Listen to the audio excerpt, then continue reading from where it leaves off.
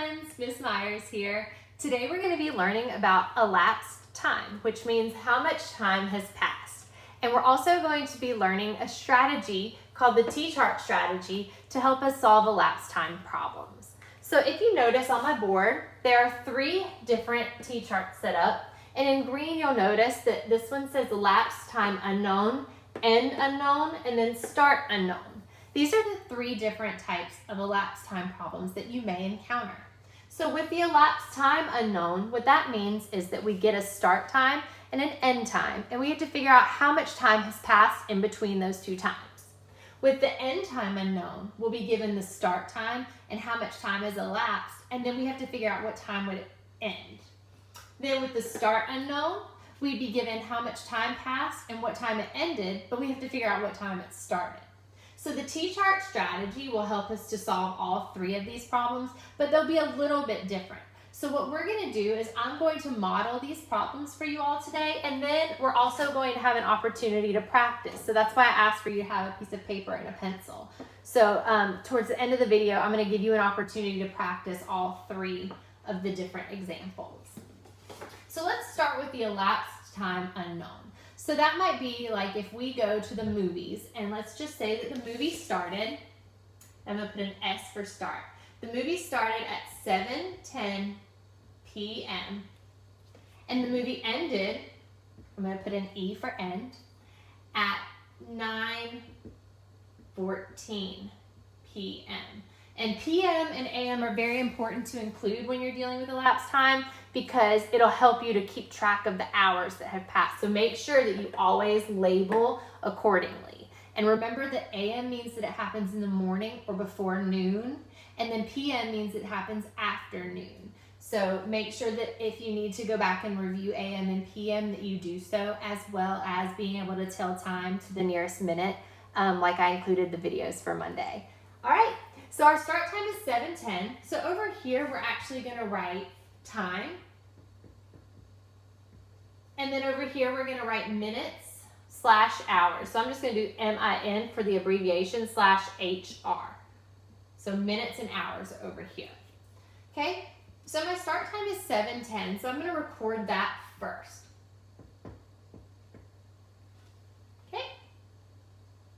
And we know that it ends at 9:14 p.m. So that's where we're trying to get. So we're trying to get from 7:10 to 9:14.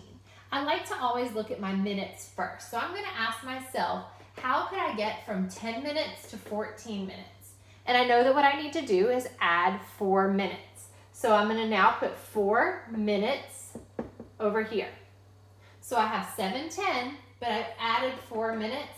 So it is now 7:14. And if you look, my minutes here match my minutes there. So now I know that I'm done with my minutes. I can also now say, all right, if I'm done here, I can now move to my hours. And then I just have to ask, how many hours would it be for me to get from 7 to 9? And I can simply count up. So 7 to 8 would be 1 hour, and then 8 to 9 would be 2 hours. So I'm going to put 2 hours here. And I'm now at 9:14. which is my end time. So I'm finished. So my total elapsed time is 2 hours, 4 minutes. Okay? So now let's move on to the end unknown. Okay? With the end unknown, that means that we're given a start time and we're not given an end time, we're given our elapsed time. So I'll put an EL period for elapsed time. So let's say that my start time is 4:23 p.m. and the amount of time elapsed would be 3 hours, 12 minutes. Okay, so just like over here, I'm going to label my T-chart. So I'm going to put time here, and then I'm going to put minutes / hours over here. And I put minutes first here just to remind myself to do the minutes first, because in my opinion, it does really make solving it easier, especially when you get to more complicated problems that we'll learn about later.